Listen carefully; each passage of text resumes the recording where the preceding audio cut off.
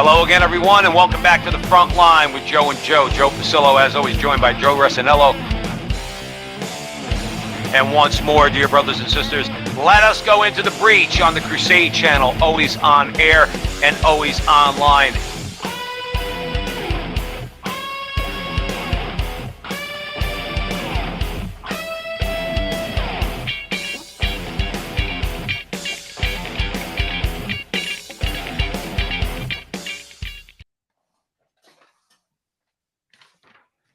Hello again, everyone, and welcome back to the Frontline with Joe and Joe. Joe Pasillo, as always, joined by Joe Resinello. And once more, dear brothers and sisters, let us go into the breach on the Crusade channel, always on air and always online at crusadechannel.com, the last live radio station standing. Remember, go on Crusade channel, kick the tires, look under the hood. We know you're going to want to be a subscriber. We're going to jump right in tonight. I just want to give everybody a brief rundown on the show. We are very pleased and honored to be welcoming back to the program Prime Minister of East Turkestan in exile. All right, Salih Hudayar. He came on Joe's show with me. This was a couple of months ago for the Veritas Catholic Radio Network, and where we wanted to have him back to talk to our audience here on the Crusade channel about different things going on, particularly the antics of the Chinese Communist Party. I can't think of anybody who's more qualified to talk about that than the Prime Minister. After that, we're going to have on Frank Moore, because, Joe, evidently crime is not a problem in New York City. I don't know if anybody told you. Eric Adams, evidently, crime's not a problem. It's just kind of perception, Joe. It's perception. And then after the two great interviews that we're going to have, our two great guests, we want to talk to you a little bit about the hypocrisy of the media vis-a-vis Lara Logan, who's been banned from Newsmax, okay, and Michael Steele, who said some pretty disgusting things, I think, Joe Resinello, but MSNBC embraces him. And we got clips on both of those for you. So you're definitely going to love this tonight at the Crusade channel. And remember, go to crusadechannel.com, because Mike Church is going to be providing election night coverage. So we're promoting that. I'm taking off from work on election night because I'm going to have the Crusade channel on in my home. And I'll be following the election that way. So having said that, let's jump right into it. Joe Resinello, we're welcoming back to the program Salih Hudayar. So, John, if you want to bring in Salih, we want to introduce him to our audience. And thank you, Prime Minister, for joining us here again at the Frontline with Joe and Joe. Thank you for having me. Absolutely. Real quick, for those of you who do not know, Prime Minister Hudayar was elected Prime Minister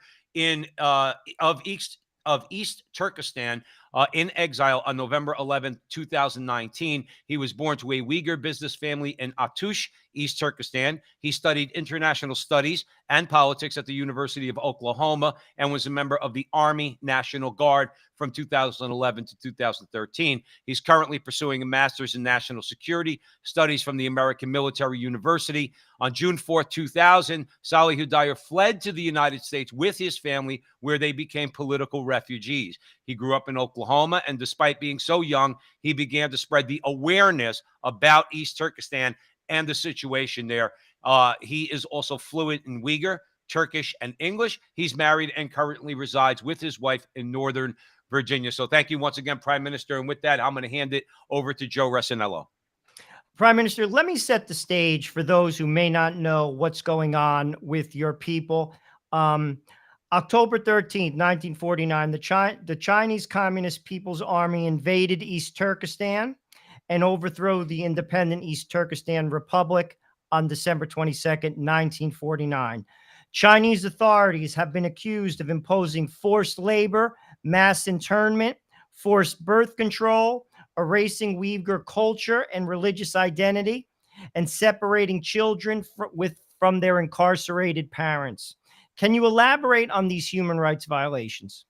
Yes. Since October 12th, as you mentioned, 1949, China has been waging a brutal campaign of colonization and occupation, which has proliferated to genocide since May 2014, when the Chinese government, under the directive of Xi Jinping, launched a so-called People's War against Uyghurs and other Turkic peoples. Subsequently, they began to engage in the mass arrest internment of at least 3 million Uyghurs, Kazakhs, Kyrgyz, and other Turkic peoples. Again, this is according to the U.S. Department of Defense from back in May of 2019, in concentration camps, or what the Chinese government calls vocational training camps.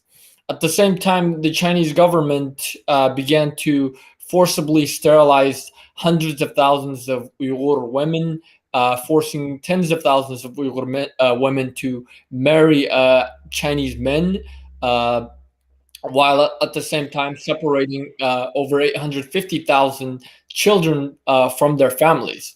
And not all of their family members were in the concentration camps. For example, some of them, even if their parents were in the concentration camps, they still had, grandparents or other relatives that could look after them. But the Chinese government's goal in putting these, in separating these children from their families is to quote, indoctrinate them into becoming loyal Chinese citizens, end quote. This is the official narrative of the Chinese government behind this policy. In the camps, people were subject to forced sterilization, starvation, forced medical experimentation, organ harvesting, 14 to 16 hours of a constant indoctrination, where they were forced to denounce their own ethnic and religious identity and embrace Chinese communism and Chinese identity. While this also happened, people were dying in these camps. The Chinese government has stated that many of these people died as a result of tuberculosis and diseases, but we can't really be sure because there are suspicions. There are facts, evidence that many people were being killed for their organs. In fact, in many of these concentration camps, there were crematoriums nearby, and in the concentration camps that were around the airports, there were special lanes at airports that said that that had special lanes only for organ transplants only. And with testimonies of Chinese doctors and foreign tourists, organ tourists, mostly wealthy Muslims from the Middle East, they would get so-called halal organs, meaning these are or organs from Muslims who have adhered to the strict Islamic dietary conditions, and they would just order an organ and would receive it within a few days. And this is a sad reality that's happening inside the camps. While at the same time, you had many people in the camps being used as slave labor to produce the cheap products, from everything from textiles, from clothing to shoes to electronic components that are used in computers, phones, and other electronic equipment. This also, they also were forced to use as slave labor to produce, to pick cotton, to engage in mining activities, and produce, polysilicon, which is necessary for green energy, like creating solar panels. And in 2014, solar panel production or polysilicon production in East Turkestan amounted for only 9% of the global production. By 2021, that has reached over 55%. Prime Minister Salih Yudaya is joining us here at the front line with Joe Pasillo, Joe Rossinello on the Crusade Channel. Joe and I, a constant point that we hammer all the time, Mr. Prime Minister, is on the one hand, the American businesses. Now, if you disagree with this assessment, please let us know. American capitalist businessmen doing business with China, turning a blind eye to what they know are Chinese atrocities. Now, you're talking about Chinese, their oppression of the people of East Turkestan and the Uyghur community. We as Catholics, we have a major issue with China, and yet you have American businessmen that have no problem whatsoever, because there's a financial interest involved in doing business with communist China.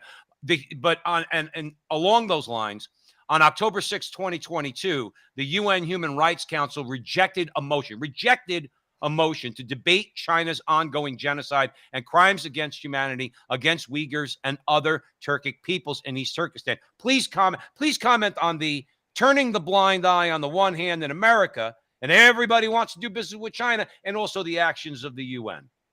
Yes, since 2021, January 2021, during the last few days of the Trump administration, U.S. Secretary of State, then U.S. Secretary of State, Mike Pompeo, officially designated China's atrocities against Uyghurs and other Turkic peoples as genocide.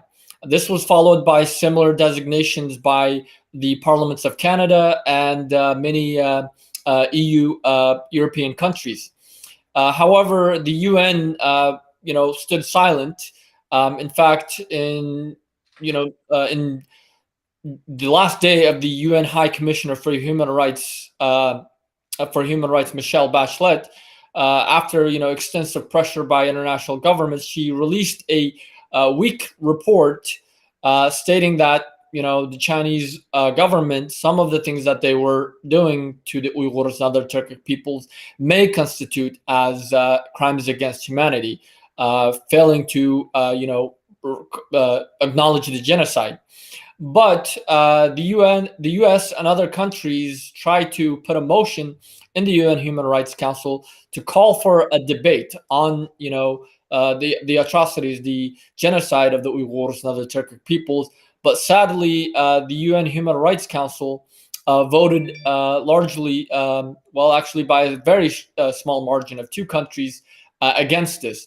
And the most humiliating, or the most atrocious part of this, is the fact that the countries that voted against this, many of them were Muslim countries, like Indonesia, Kazakhstan, Uzbekistan, Qatar, the United Arab Emirates, and others.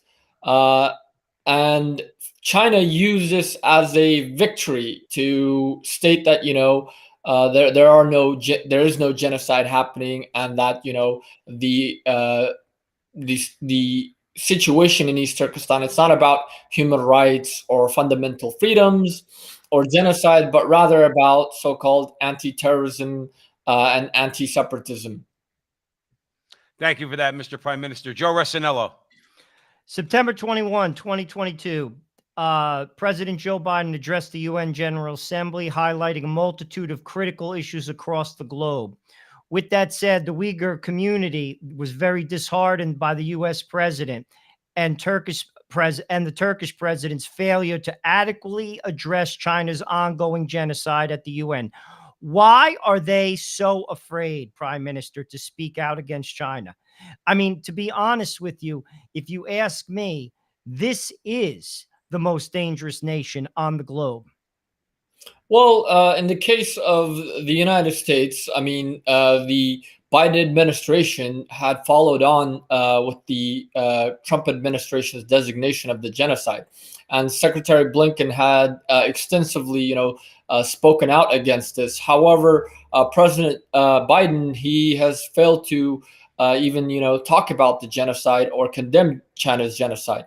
And this was reflected in his UN speech.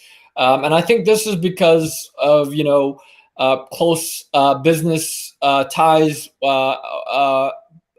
people around the president or who has the president's ear, they have, either close business ties with China, or they have investments in companies that are doing business with China. And I think that's the primary reason here. Whereas in terms of Turkey, Turkey has long actually been cooperating with China to suppress the Uyghurs, to help them, justify the genocide of the Uyghurs. So Turkey was naturally carrying on in that process, and that's why in Erdogan's statement he made it, very clear while he talked about Palestine and Kashmir and their rights, their independence, their self-determination, etc. When it came to the Uyghurs, he said that We want them to see them have a little bit of freedom under the sovereignty, while safeguarding the sovereignty and so-called territorial integrity of the People's Republic of China. And what's important here is the Turkic people originate from East Turkestan. They migrated westward after the Mongol invasion of Central Asia, westward towards Anatolia, into modern day Turkey. So this was like a huge betrayal by Turkey against East Turkestan. Thank you for that, Mr. Prime Minister. We on radio, we run a little bit short of time, but we want to thank you for coming on and talking about this. Joe and I are of the opinion that, listen, people complain about atrocities and genocides and crimes against humanity. You grew up with it. I grew up with it, Joe. This is what you learn in school. But now we're watching it unfold right before our eyes, and nobody does a damn thing about it. Nobody's willing to. And I get from the conversation with you, Sally Dyer, joining us here at the Frontline with Joe and Joe, is that it all comes down, or not all, much of this comes down to economic interests and money.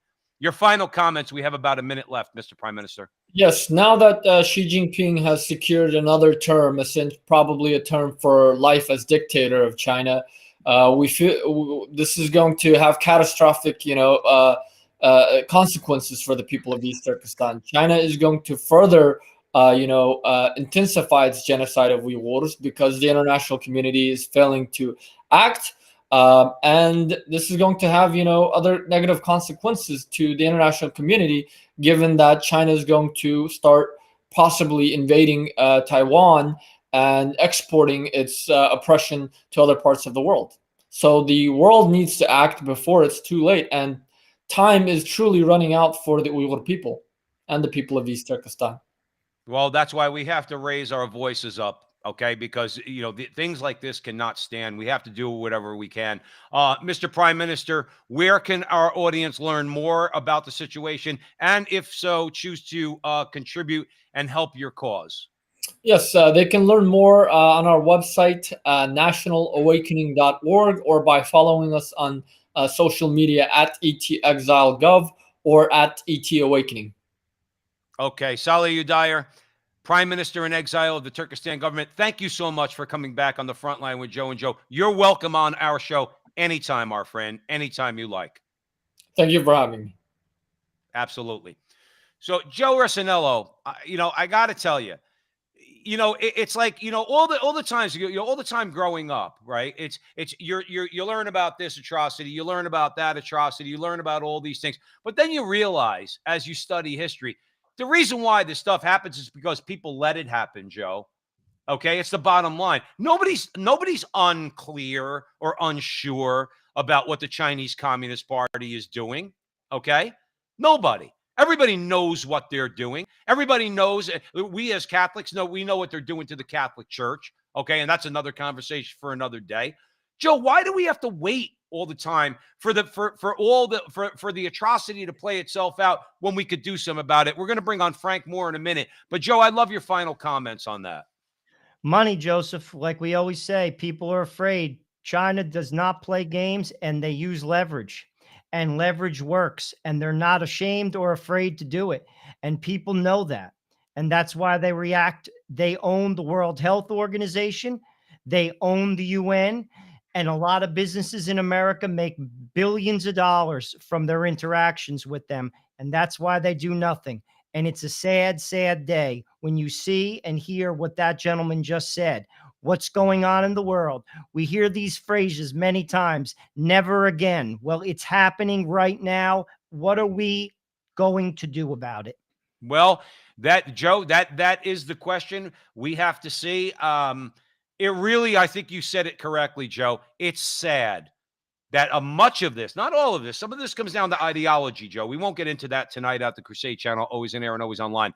But it is sad that much of this just comes down to the almighty dollar, okay? It'll cost me more money to speak out against China, so therefore I won't. And that's many, many American corporations. Now, Joe, there are crimes against humanity. And then there's everyday crimes, okay? And, and one of the places where everyday crime, unless you're the mayor of New York City, all right, where everyday crime has gone through the roof, okay, the only person who says it's not is the mayor, is New York City, like I said. And you want to know what? It's a lot of BS.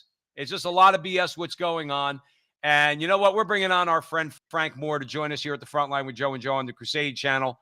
Always on air and always online at crusadechannel.com to talk about that. Frank's a troublemaker, so, and that's why we love having him on the show, because we're troublemakers. And how are we troublemakers? Because we like to tell the truth about these things. So, John, can we bring on Frank Moore?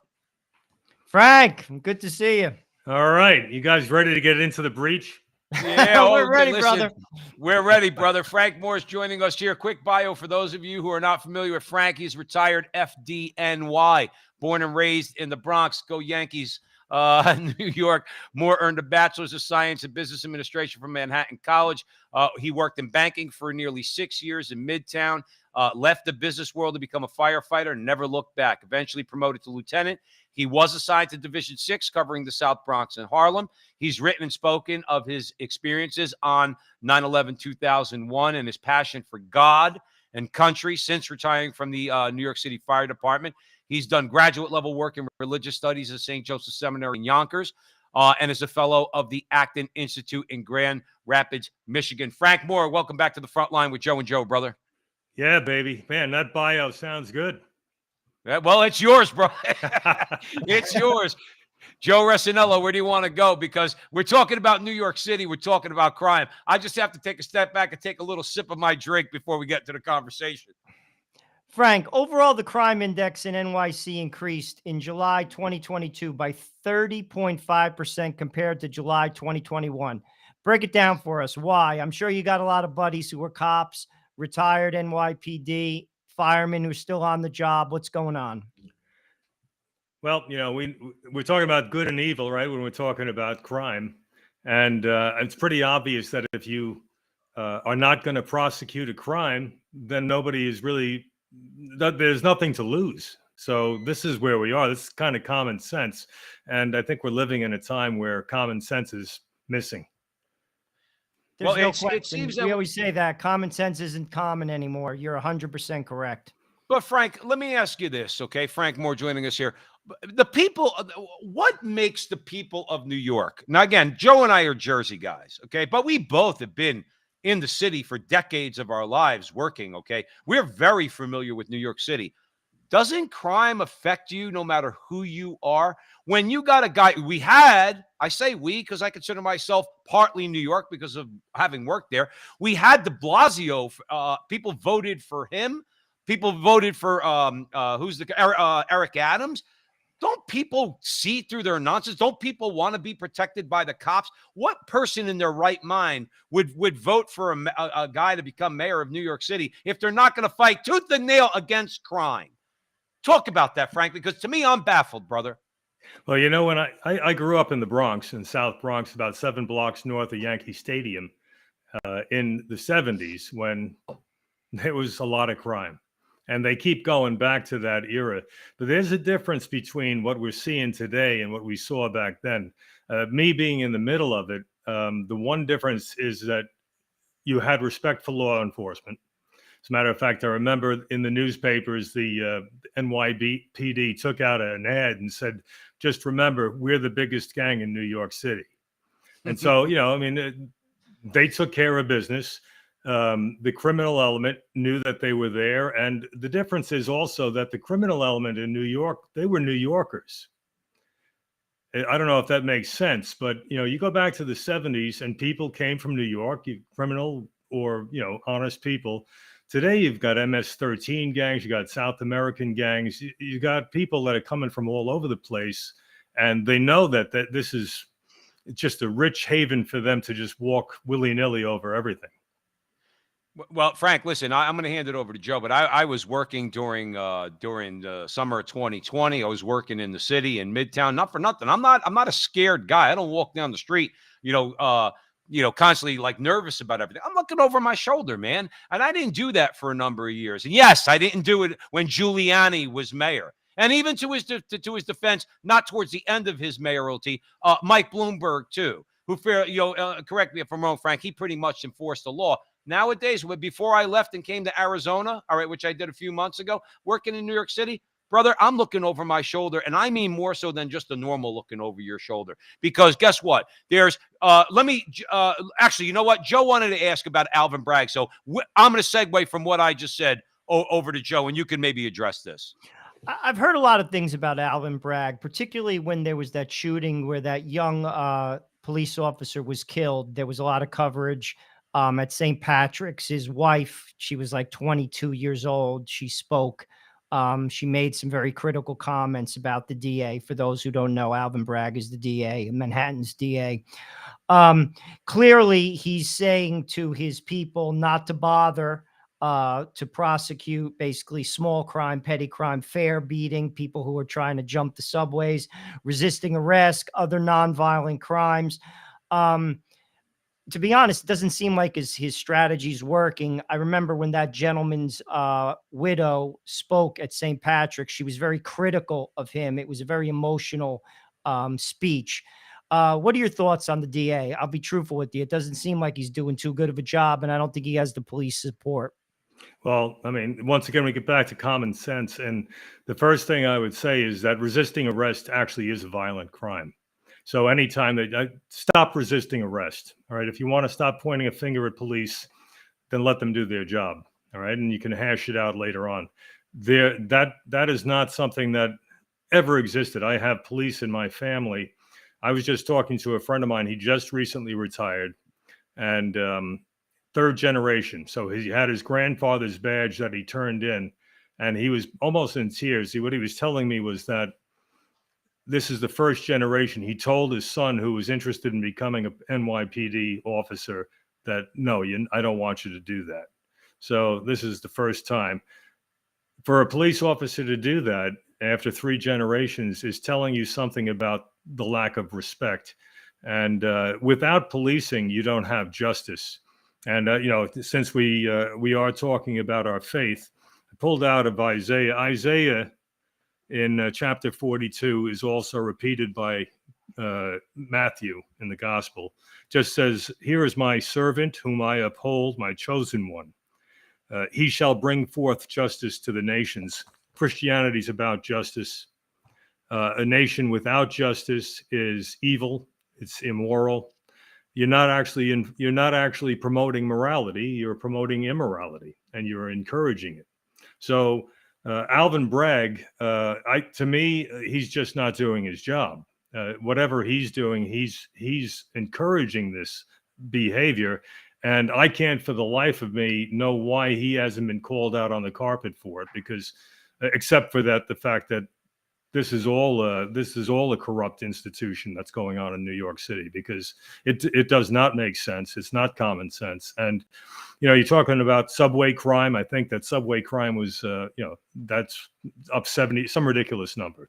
Mm-hmm. And if you live in New York, and you guys know, because you're both guys from down here, if you can't use the subways, you can't use New York. I mean, the 5 boroughs, you're not driving a car around. You have to get on a train. You have to get on a bus. So, I mean, this is just madness. Well, Frank, let me ask you this. Frank Moore joining us at the Frontline with Joe and Joe on the Crusade channel. You mentioned the Bronx and the police department in the 1970s. It's funny you mentioned that. A couple of weeks ago, I just watched Serpico for about the 50th time, okay? Sidney Lumet picture. And I bring that up for a reason. All Sidney Lumet pictures, it seemed, centered around corruption amongst the cops, okay? And that's correct, because a guy like you who knows so many cops and knows that, yeah, there's corruption in every, you mentioned being Catholic. We know there's corruption in every institution made up of human beings, okay? There's always going to be a certain level of that. This is not some cops getting paid off in the Bronx or in Brooklyn or something like. This is the wholesale destruction of the NYPD. And it leads one to have to ask themselves, is this by design? You have DAs across the country that say they're not going to prosecute certain crimes. Okay, New York City, maybe it starts with fare beating and all that stuff, resisting arrest. Okay, we know from history, recent history under Giuliani, no, those are the crimes you got to prosecute, because those guys, guess what? They actually are the real criminals. They got rap sheets as long as your arm, and crime went down. But it seems to me this is a deliberate attempt to destroy what you talked about just now, Frank. The implementing justice, in this case in New York City, okay, because that's what the cops do. I think you could call me a conspiracy theorist all you want. I think that this is by design, by the Soros types, to undermine the authority of the police, the legitimate authority of the legitimate police force. Frank, we have a few minutes. Go ahead. I want you to go off on that. I'm smiling because you just took the words out of my mouth. I was just thinking about Soros and mentioning him, and then you just said it. I mean, and it's not just Soros, folks. The Soros has funded a lot of these attorney generals they're scattered all over the country, working mayhem. But he's been very clear, and I invite your audience to just look up his speeches, and you'll see that he's really about undermining democracy. And this is not an accident. He's doing it all over the globe. But New York City, since that's what we're talking about, New York City with Alvin Bragg and the mayor, because the mayor, I mean, you can't make this stuff up. Right after he was elected, he's on a subway train, and he's got people around him, and he's watching a mugging from the platform, and he's as nervous as all get-go. This is, and he's the mayor, but you don't see a whole lot of talking about it, right? They'll bury that as soon as it happens. So, how do you add on to that, except that we need to remove Alvin Bragg? We need to start over again. We need to start fresh, because the people are what make New York City, and they can't exist in this kind of an environment. This is bizarre. The New York City Police Department is demoralized. These people are retiring left and right, and I haven't seen this since 9/11, where there was a mass exodus. And when you do that, you have this vacuum, and you don't have the experience. You don't have the people to teach the new guys coming on.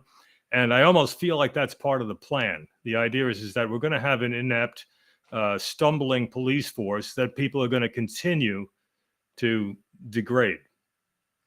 Frank, I'm going to hand it over to Joe for one final question, but I'm going to put together a conversation for you to come back on and join us on social media. We're going to talk about the underlying, I hate to even call them philosophical, because that gives it almost kind of a heft that we don't want to give it. But the underlying ideas behind what's going on, and I think we could really have a good time unpacking that. But we don't have enough time, because that's a longer conversation. I'm going to hand it over to Joe for one final question. Well, Frank and Joe, Joe knows this, Frank. I take the bus into Port Authority to go to work, and last week I was coming down the escalator. The Port Authority Police Department were giving coffee out. So I walked over there, and I always, exactly that face, that's exactly what I said. So I walked over. I was like, what are you guys doing? And they're like, oh, we don't have any coffee left. I'm like, I told the guy, I was like, he's a cop. I'm like, I don't want your coffee. I want you. I want you here to protect us. That's why you're here. And it was almost like they're placating the people. Like, it's almost like, here's some coffee. Like, I don't want your coffee. I want you to stand there and protect us. That's what it's all about. And that happened last week. I didn't tell Joe Pasillo that. That is the God's honest truth. I was coming down the escalator. They had a big table out. If you told me that on the air, I would have laughed for 5 minutes. It took up air time. Joe, that's God. That's true. Shaking my head the rest of the time. That's true. That happened last week. This is I where I hope he brought coffee into the police precinct. Hey, Frank. I know we said last question, but I got along the lines of what Joe's saying. I gotta give you paint the picture for you. Just get a comment quickly from you. I always said to Joe on the show, okay, they want to be inclusive and all this, and then listen. You ask an average ethnic police officer, jacked guy. I don't care if he's black. I don't care if he's Puerto Rican, Italian, Irish. Okay, he'll say the same thing we are. Look, man, I'm sorry. This is gonna get us in trouble.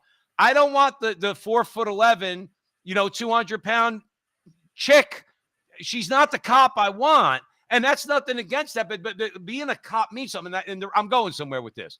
You remember the scene in The Godfather where Michael Corleone's in front of the hospital, right? And Sterling Hayden plays McCluskey, and he gets out of the car and he punches Michael Corleone in the face. I got in trouble with a lot of Italian Americans over this, but here's the bottom line, Frank. When I'm in trouble, I want a guy like McCluskey who's going to come and defend me. And I know how much that, how you I think you know where I'm going with this. Mhm. I fear that guy in I a don't want respectful coffee. way. What's that? I don't want coffee from him. I don't No. want to get punched in the I face know. from him either. I know where to get coffee. That's right. But Frank, I was joking a little bit. I'd love for you to comment on that. I want cops, and like I said, we're ethnic guys. Okay, we're from the area, from the Northeast. Okay, I don't care. Like the left always tries to couch us in racism and all that, but that's a lot of BS. Give me some jacked black guy, Puerto Rican. I don't care who he is, from the Bronx. Okay, if he's wearing blue, okay, I respect him, and he's going to protect me. Okay, and it seems like that's one of the things that guys like Alvin Bragg and Eric Adams, who was a cop, that seems like they want to get rid of. I'm going to give you the final word, Frank. Well, we know some things about Alvin Bragg, and we know a lot of things about Eric Adams and his time on the force.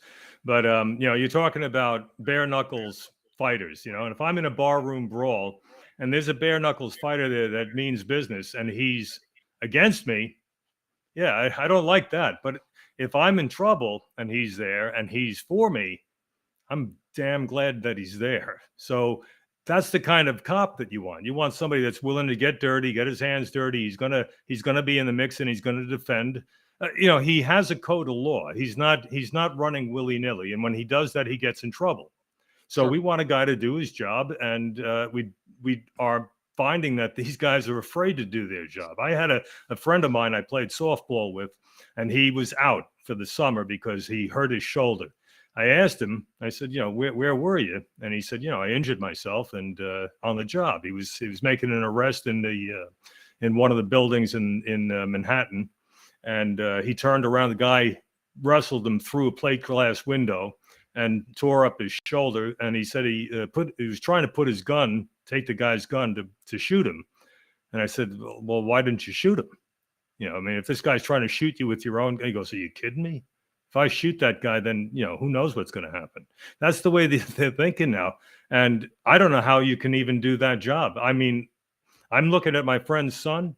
I would be telling him, hey, you know what? You go become an accountant or something, because that job is not respected. And until they respect it, and I think that people are starting to respect it now, but they're respecting it the hard way, by things not getting done and by themselves being put in danger because there is no policing. Yeah. I mean, Frank, we had listen. Images. Yeah, go ahead. No, please. You had images. Go ahead. Images in 2020 of cops in Harlem being surrounded and having water dumped on their head.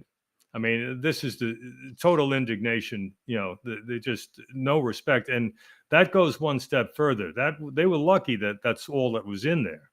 Because we've seen episodes where that liquid is not water. So Right. if these guys are that vulnerable, then you're just waiting for a horror story.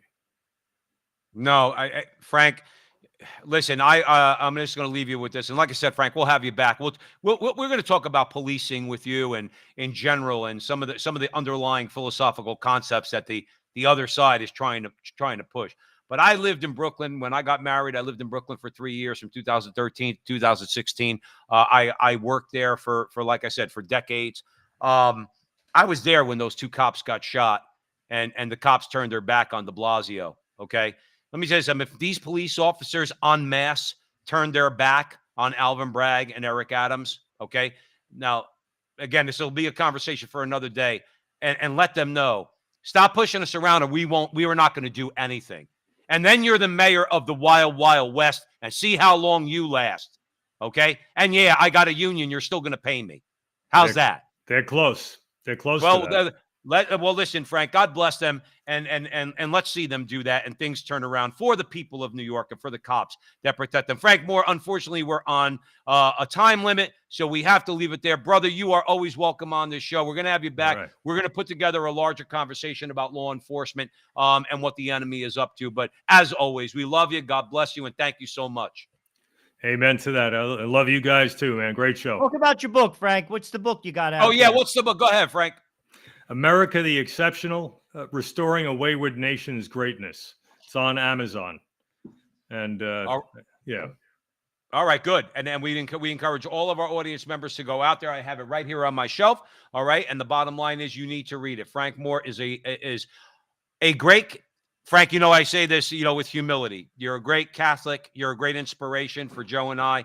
And you're a great American. I don't want to borrow a line from Sean Hannity, but I actually mean it. Okay, because we mean it in a little bit of a different way. But you're our brother. We love you, and thank you so much for coming on. We'll talk to you soon. Hey, God bless you guys. And by the way, that bio that you read is on the back of the book too. So great bio. So I wonder who wrote it. Frank Moore, thanks a lot, brother. all right, take care. Peace. Take care. That was No, a great Joe, conversation, Joe. That was great. Yeah, well, Joe, and the thing is, it's so true. It's like you see what the enemies are trying to do, and we just seem to allow them to do it. We don't fight against it. Those who have the willingness to fight don't have the numbers to fight against it. Joe, let me tell you something. I will never regret. I like Arizona. I'm beginning to love it. Okay, I like Arizona. Okay, I liked living in New Jersey. I really did. Okay, I liked working in New York City. I really did. I don't want to do it anymore, Joe. I don't want to do it. And you want to know why? See, now where I worked, we had a precinct that was pretty spot on. You call them, they come and if there was an issue, okay. But generally speaking, my wife and I came out of the subway one day, and I remember this wasn't 10 years ago. This was not long before we left, okay. And two guys were following us. One of them, by the way, I recognized from a few weeks earlier that was begging for money in front of one of the local bars in Midtown. Okay. It's like, this is the culture that you're in New York City. And these cops, unfortunately, under de Blasio, under Eric Adams, under Alvin Bragg, they're going to be hamstrung. And Joe, they're going to lose good people. They're going to lose good people, that want to be law enforcement and are not going to be able to, or are not going to be willing to. Because Joe, guess what? I'm not going to risk my life. If the municipal government doesn't have my back, in this case, the city of New York, why would I risk my life? Joe, let me throw that over to you before we move on to the next. Well, you make a good point. Where I live, I have a good friend who's a state trooper who lives across the street. We talk about, things a lot. I mean, to your point, why would people risk their life? Like when you don't have, there you go. Why would you risk your life if your boss doesn't have your back? And to Frank's point, you're going to get in trouble. You're simply not going to. You have a family too. You want to come home from the job. And frankly, you count on the government and your superiors to have your back. You're not doing anything wrong. You're simply doing your job. It's a tough job. It's a very tough job. And if people don't have your back, it's simply human nature. It doesn't matter if you're black. It doesn't matter if you're white. It doesn't matter if you're Asian. It doesn't matter if you're Hispanic. Frankly, cops are not going to drive fast to the scene. They're going to take their time. They're not going to be quick to jump into the fray. Who gets hurt by that? Us, the regular people. That's what's going on. To be honest with you, you can't almost fault them, because it's just self-preservation. But that's going on because of the way that we, as in the government, is treating police officers. It's a shame, and it's got to stop. No, it really does. And Joe, that comes with our how do you call it in French? Our raison d'etre, our reason for being at this show is we're just trying to talk about these things so as to raise the consciousness of those who would listen to us on these different issues. And how does the consciousness of the people of New York City need to be raised? You need to realize the people that are running your city, they're trying to undermine what is essentially, at one point, not now, at one point was the greatest city in the world. Okay. They're undermining it. They're making it impossible to live there, to do business there. And they do that. What is the main way they do that? Is undermining the police department. Joe, you and I grew up at a time where, listen, Joe, I didn't have the greatest experience with cops growing up. I'm not going to lie. I didn't. I was a hooligan. Okay. I did not respect authority, not the way I should have. Okay. I have more respect for cops than anybody I know. Well, a lot of people I know. I understand how difficult their job is. I didn't like them. I didn't. I mean, I'm not Newark Police Department. I didn't like a lot of the guys on the Newark City and Newark Police Department when I was in my teen years, in my early 20s. Okay, got arrested a couple times. My father wasn't too happy about that. Okay, but I didn't care. And I mouthed off to them and everything else. And you want to know what? At the end of the day, regardless of what I thought about what I was doing, I was wrong. You respect cops. You show respect for police officers. Why? Because you said it earlier, and Frank alluded to it. Because they keep you safe. That's why. All right? And I learned my lesson. I think now my hooligan attitude, my rebellious attitude, is now being promoted. And it's being promoted by the municipal governments, whether it's Newark, New York, Manhattan, whether it's Brooklyn, the Bronx, Chicago is the wild, wild west. There's no respect for cops in Chicago, okay? Law and order has broken down. I'm going to give you the final word, Joe, before we move on, and it's deliberate. What do you have to say? Well, it doesn't make sense. So one has to conclude that there could be a deliberate motive here because it doesn't make sense. Human nature, the way it is, many people operate under this premise. If I can get away with it, I'm going to do it. That is why you have police officers. It doesn't matter what neighborhood you're in. You need police officers. And frankly, it's not fair to say that all police officers are bad. Right. It is simply not fair. And even at the worst of the worst, the percentage is not that overwhelming. Could we do a better job? Of course, we could improve on everything. Joe, we're Roman Catholics. Tried. Joe, He let me put ask you something. forth a bipartisan. I want to bring that up because I don't think it's fair. Tim Scott put forth a sincere platform to improve law enforcement. He was a poor black kid who grew up in South Carolina, and the Democrats shot it down simply because he was a Republican. That is sad. Right. That is sad. You know, he cried when he presented it. That's how. But doesn't that tell you, Joe? Doesn't that tell you that there's more politics involved than what should be? The underlying question is the protection of our people, an ordered liberty within our society that's enforced. Yes, I know the left doesn't like that unless it's them enforcing what they want. It's enforced by the police. The laws are designed to protect, and the cops are the ones who enforce the law. It's that simple, okay? Why would you be opposed to that? Why? But yet they were. They made Tim Scott cry. I'm not the biggest fan of Tim Scott. He put forth good and common sense, reasonable legislation, okay, that the left should have gone along with. But it speaks to what I was saying earlier, Joe. It tells us there's an agenda. There's an underlying agenda that goes beyond that, okay? And again, we'll get into it, I'm sure, because crime is, Joe, listen, the left, they push their chips on right into the middle of the poker table, Joe, on abortion after Roe versus Wade. They pushed their chips in the middle and said, we're going to make this election about Roe versus Wade and abortion. And you want to know what? They're a loser on that. The polls are showing it. Abortion as on the priority list of issues is in the single digits. You know it's not in the single digits? Crime. Okay? Along with inflation and everything, crime. All right? Pete, the American people are not going along with this nonsense. Now Joe, if you don't mind, let's pivot because we don't have a lot of time left on the Crusade channel. Always on air and always online at crusadechannel.com. You know, Joe and I always talk, a lot of our conversations have to do with politics, okay?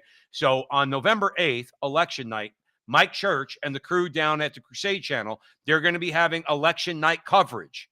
And you need to go on the website and find out how you could avail yourself of that coverage. I'm going to have a couple of devices going when I'm here. I've already requested off that night. All of you know I work nights, okay? I've already requested off. I've already been given it off because election night is my Super Bowl, okay? Now, I don't care about the Super Bowl. I care about election night. So I'll be here, and I'll have a number of devices on, and I promise on my phone, I will be listening to the Crusade channel. So all y'all out there, okay, need to go down and go on the website and tune in and find out how you could tune in to Mike Church and Rick Barrett and election night coverage on the Crusade channel, always on air and always online at crusadechannel.com. Joe, we went a little bit longer than I wanted to, but I want to get to this. I want to get to your comments on this, okay? And I'm really going to take a back seat. Jonathan Ross, let's play the clip from Lara Logan, who got her banned from Newsmax, okay? So It's right out of the playbook. They're right out of the socialist playbook. You divide and conquer. You don't tell them your intent. You get people to come in. You got your useful idiots. Those of us who are paying for these people to have all these luxuries, and they lie about it. Yeah. How does it end? Well, badly. It ends badly for some. Okay, so on a serious note, you know, people of all faiths have said to me that this is a spiritual battle. I am a firm and solid and immovable believer in God. And I believe that God wins. I believe that good is greater than evil. And I believe that the fallen angel, otherwise known as Satan, doesn't get to prevail in this world. So if you follow the Bible, or if you follow the Quran, or you follow the Book of Mormon, you know, people talk in various different ways about the end times. And if you fight for God, God will fight for you. But people, humanity. Final thought, Lara. Final thought, though. I have to ask you this, because my audience is very God-fearing, God-loving, etc. Final thought. Only a couple of seconds, please. Is God okay with a closed border?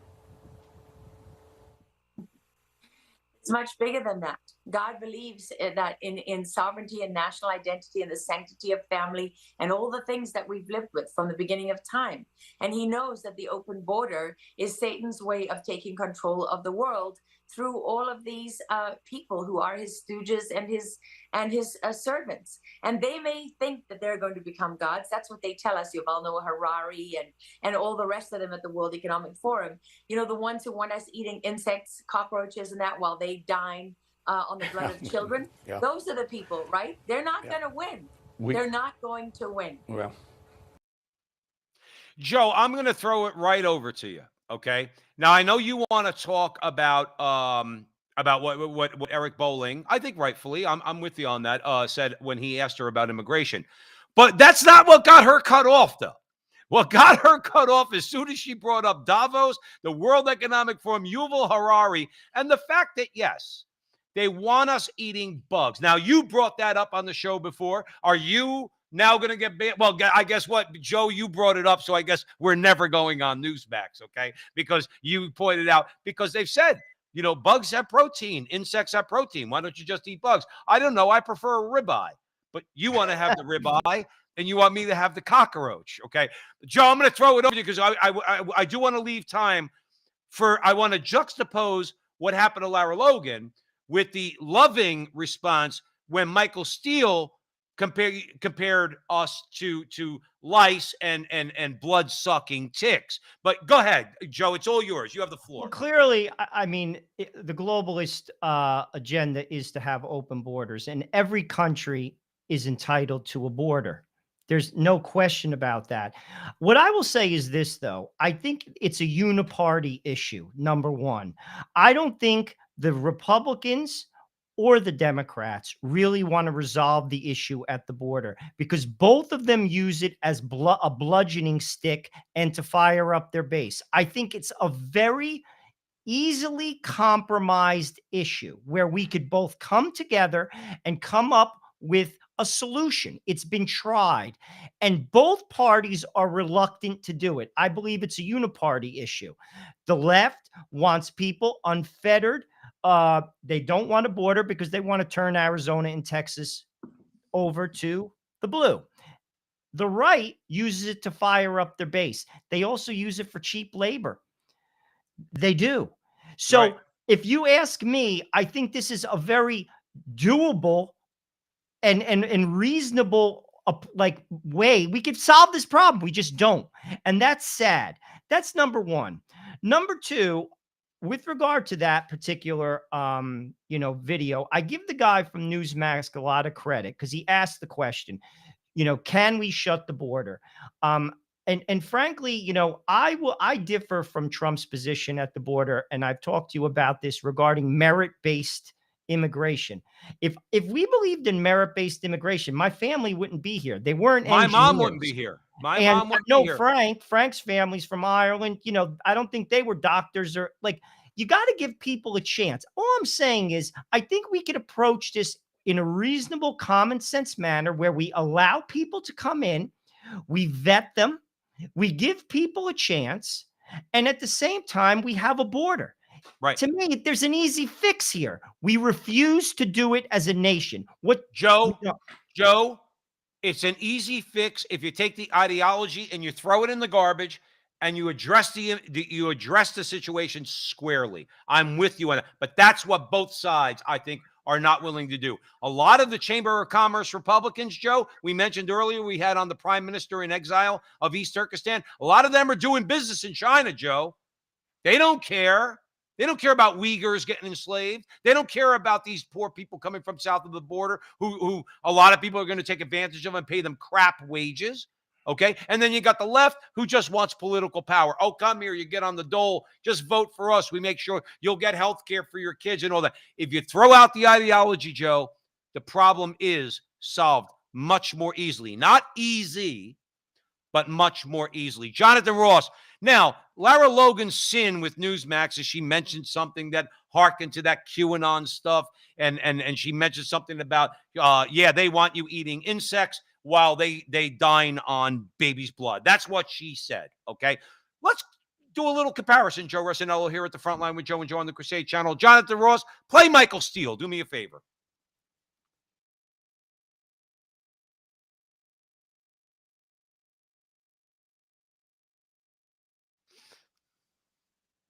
I think we might be having a little issue with the all right, so we don't have any audio on that, but let me put it like this to you. Michael Steele went on this long diatribe, okay, that Kevin McCarthy needs to learn the mistakes of the past under Newt Gingrich and Ryan and Boehner, and don't get in bed with the lice, the parasites, and the blood-sucking ticks. Now, I find it very interesting that Lara Logan got banned from a conservative news organization like Newsmax for like bringing up blood-sucking, blood-drinking, whatever, okay? And yet Michael Steele is embraced by MSNBC, Joe Rossinello, and he basically just called. Now, I believe, again, I don't pay too much attention to Michael Steele. I believe he's still a Republican. I wish he would just leave. I'm being honest with you. Just leave, Michael. Nobody needs you. Okay. People like us supported you. And now you call us parasites and blood-sucking ticks. Why, Joe, is she not able to say her mind? Okay. And she gets banned from Newsmax. And then Michael Steele could basically say that all MAGA Republicans are basically bloodsuckers. What's the difference? Why the double standard, Joe? We have about a minute and a half left. I'm just going to give it to you. Well, the press controls the narrative. I mean, to be honest with you, it's all projection. I cannot believe what MSNBC gets away with. Tucker Carlson recently commented and drew a parallel with regard to how MSNBC approaches race to the genocide in Rwanda, how the basic media of Rwanda was the spark that caused millions of people to be slaughtered. Right. Do they want a race war?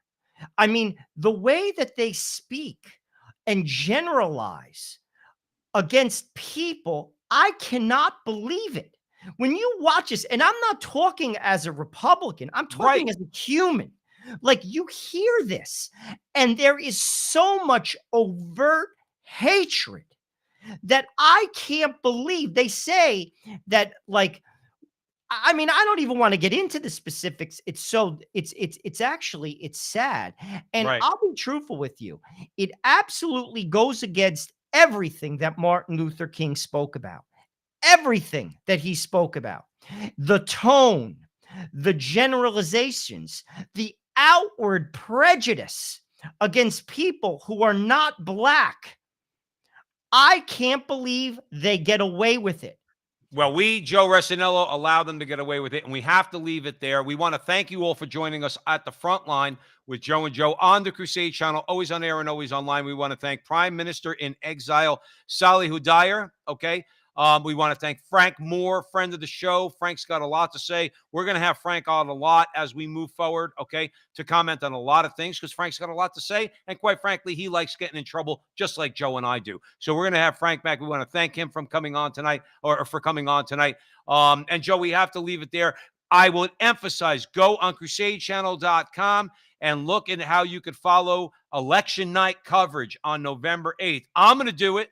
Joe's going to have his phone on and be listening, Okay. And I'm going to have a number of devices, but Crusade Channel is definitely going to be one of them. So I would recommend you do that. We want to thank you all out there for joining us here once again. And remember, until the next time, that our conversation is your conversation, and that conversation is going on everywhere. We'll talk to you soon. You have to go. So we want to thank everybody for joining us at the Front Line with Joe and Joe. Joe Pasillo, Joe Rossinello on the Crusade Channel. And wherever you see Joe and I on social media, please like, subscribe, share, do all that fun stuff. Help us out if you can.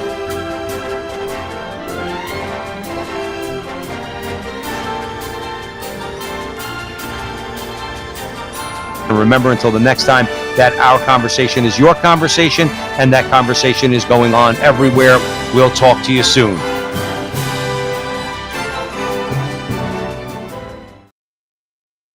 Securing your data privacy is more important than ever. Start your free privacy scan and see how much of your data is being sold on the internet.